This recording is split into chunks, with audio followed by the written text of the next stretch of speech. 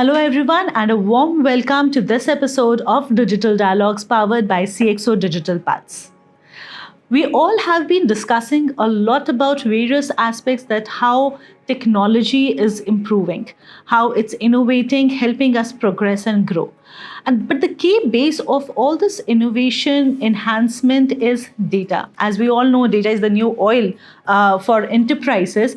Today, we'll be delving deep on various aspects of data governance, data privacy, how enterprises are looking up to this specific segment of data. And to discuss and delve further, today we have a very special guest with us, Tejasvi Adagada, who is a key thought leader from the banking industry. He's even an author of two best-selling books, I would say, and he is the head enterprise data management for HDFC Bank. A warm welcome, Tejasvi. Thank you for having me here. Great. It's always our pleasure, I would say, to have thought leaders like you here with us in the studio. So, Tejasvi, data is there. I think it's been given numerous names that data is the gold, data is the new oil. But when it comes to data, understanding the key aspects like the volume of data is increasing. I think by the end of 2025, the overall volume of data is to be 125 zettabytes for the entire globe, which is like humongous data, I would say. And if I look for banking industry, they are collecting a lot of data, consumer data, and on a daily basis, I would say, be it the transactional data, their behavioral data. So from the lens of a data management lead or a head, how do you look upon ensuring that the collected data is being governed properly? How do you manage the data governance? What are the key challenges that you foresee in this segment? Well, that's a great question, in fact. I'm going to give my views specifically around the banking industry. Mm-hmm. And if you look today, as you said, the volume of data is getting to increase exponentially. And that is being collected from customers, it's coming from alternate data, which comes from other organizations or third parties and partners, which in fact needs to be continuously managed within the banks. And this is a science in itself. And that's where we get to formalize data collection as a specific dimension within data management. Okay. And with the advent of GDPR, which is the first privacy law that we have been able to see in the Europe, and the DPDP Act, which in fact is already within India as a law, where the organizations will have to comply with, and where we're waiting for the rules to come by. And one of the best practices of all these laws across the world, be it the CCPA in California or other states have similar laws, the laws within the UAE, and then further the GDPR, as well as the India's DPDP, they necessitate only one thing, and that's specifically around having to ensure that we collect minimally from customers on what is required, and wherever there's a purpose for having to process the data to be able to serve the customer better. And with the current law in India, we're getting to see that we can collect data which is in the legitimate interest of the bank to be able to process a contract that can give a service or a product to a customer. Or the other choice of having to collect data from customers is to ask for consent to the customers.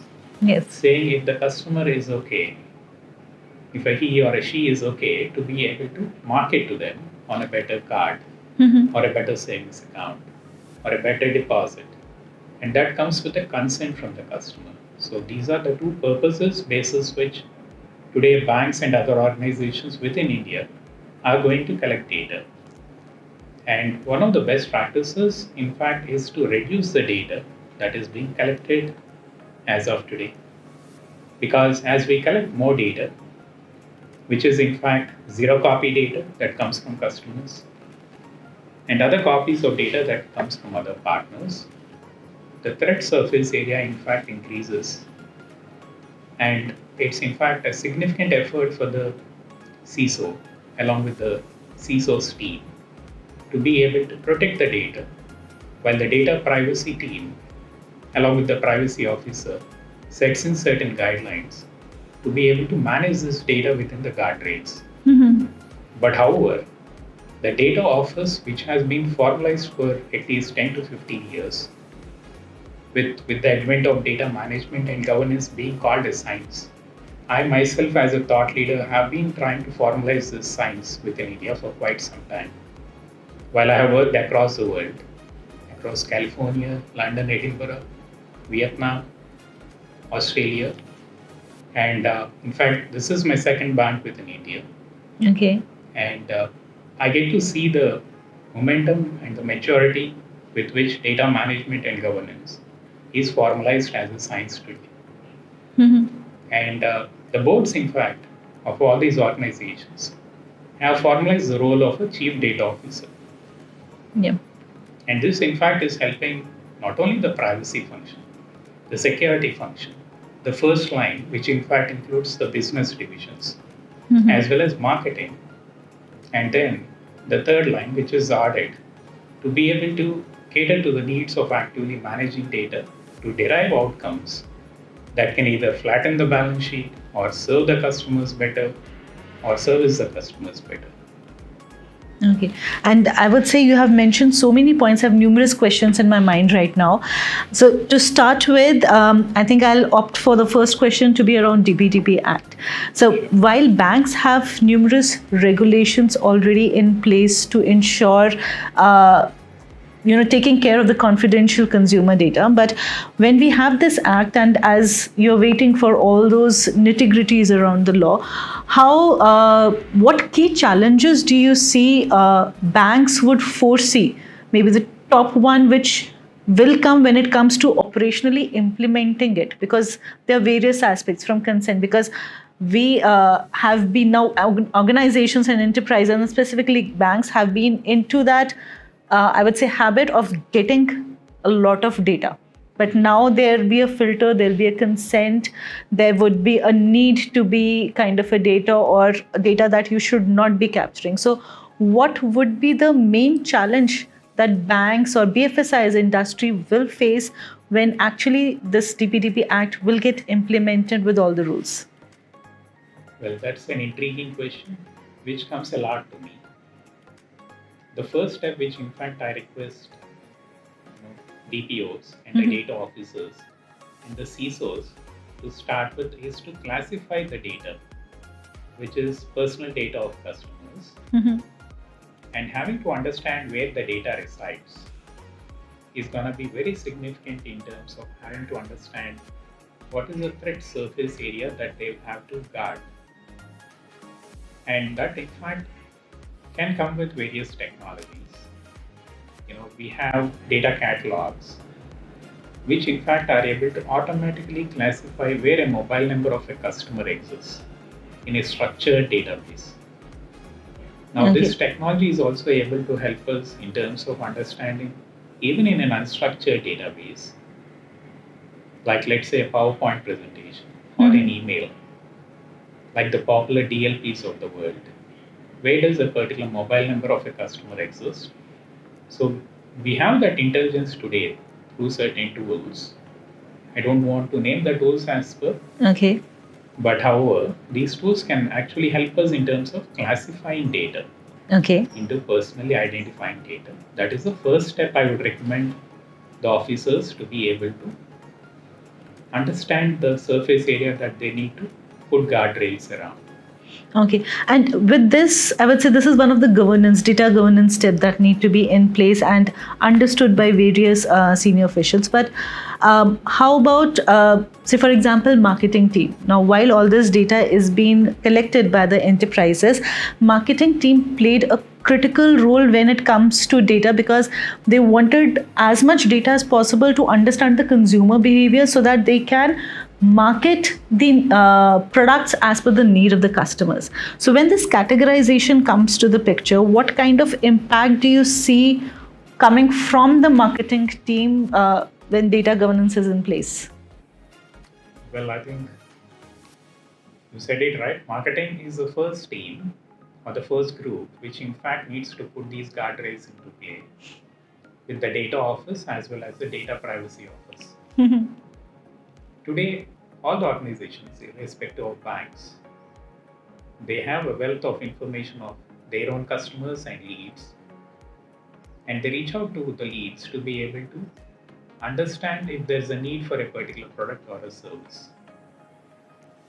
Going forward, if a particular customer or a to-be customer or a citizen is able to express the need for a particular product like a credit card, he comes in or she comes into, let's say, a portal of the bank or the mobile banking application or to a branch and expresses the need for a certain product. A consent will be taken from the lead or the citizen to be able to market specifically that particular product, which is a credit card. Now, it's not necessary that if a consent is taken for a credit card, the customer can be reached out for a personal loan. So today, it will get restricted to the category. Okay. Exactly. So this is something which I have done with my erstwhile bank, where in fact a product group like credit cards, or let's say if it's Amazon, I think it's a blanket consent, but with specifically banks, it can be credit cards to be able to group it, then loans, then further wealth management services, and savings accounts and other liability products. Okay. And there is a leeway for a customer to be able to categorize where the consents need to be provided, for which product group or a product the customer is interested in having to receive offers. Okay. And that, in fact, is one of the capability which banks can give to the customers, while in fact the DPDP Act is supposed to be in fact enacted in the next 6 months. Okay.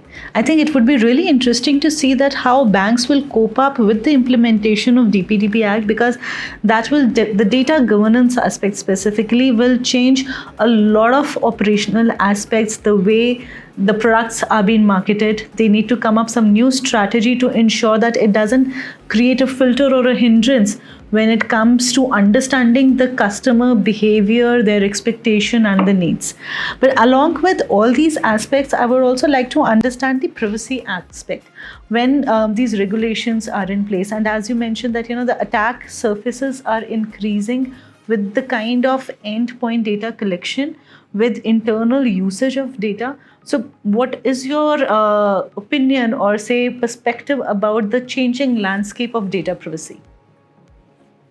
Well, I would say that most of the threat surface area within the banks, come internally within the banks. Okay. And it comes from either employees or partners, knowingly, unknowingly. And this is something which needs to be tackled with priority. And that's where today the modern tools of the world, the catalogs of the world, are able to specifically curate entitlements and privileges that a particular user will have to have. Okay. And having certain privileges upfront, curated from a business owner or a data owner, and then translating it into controls, which in fact can be implemented so that the right person is able to access the right data of the customers and is able to process it for a specific purpose like marketing, is something that is required in all the banks. And this is what the data officers as well as the privacy officers and the CISOs are working towards. Okay. So I think we are entering that phase that now the sense of responsibility is increasing specifically on the data protection officers, on the CISOs. And as these things are evolving, how do you look upon to the change in understanding within the board of a bank, of enterprises? How are they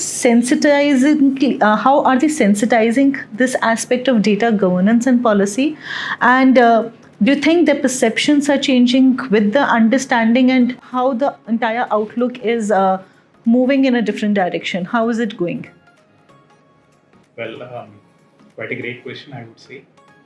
In fact, data has already been a boardroom agenda across the globe, Okay. across the banks. If you look at US banks, as well as European banks and Australian banks, data office has already been a boardroom agenda. Having to ensure quality of customer data has been paramount for the past 10 years. Okay. Now, information management has become a science back in 1973. And recently, the board started adopting data management and governance with certain formalization. Okay. And this formalization has in fact resulted in having to designate a person called data officer Mm-hmm. who is accountable for having to roll out a policy, which in fact includes best practices that can help each of the grassroots employee to either collect data or process data or to archive data. Now, having to go through a policy and follow the steps in a consistent way gives a certain consistent outcome which can be easily tracked with certain KPIs or key risk indicators, which in fact help us understand what is the risk associated with the data, the quality of the data, the definition of data, Mm-hmm. the architecture associated with the applications and the data, Okay. as well as the security and the privacy aspects of the data. And that's why data risk management, specifically, even within Indian banks, has been on the boardroom agenda. Okay. Great. And I think here we have got a great sense, and I would like to conclude this conversation with one of the dialogues from Spider Man, that with great powers comes great responsibilities. Here, specifically for BFSI industry, I would say with more and more data, you get more and more responsibility. These regulations which are getting introduced, be the GDPR or the DPDP Act, this is just further ensuring that when you're collecting the data, you have the consent, you can definitely utilize it, but you have a ethical, responsible attitude towards utilizing that data. And with that comes the aspects of data governance, data protection, data privacy. And this is something that we really look forward to, because this is not a hindrance, but just adding another layer of ensuring that the data is being used in the correct way. It definitely will help us to get to explore more opportunities around it. And let's see that how things unfold around this data management aspect across industries. So thank you so much, Tejasvi, to investing your time with us today and sharing your insights. And sure, our audience would be really privileged to hear your thoughts. Thank you, everyone, joining us today for this episode of Digital Dialogue. Keep watching us because we'll be definitely coming back with more such conversation around the critical topics that enterprises are facing on a daily basis. Thank you so much.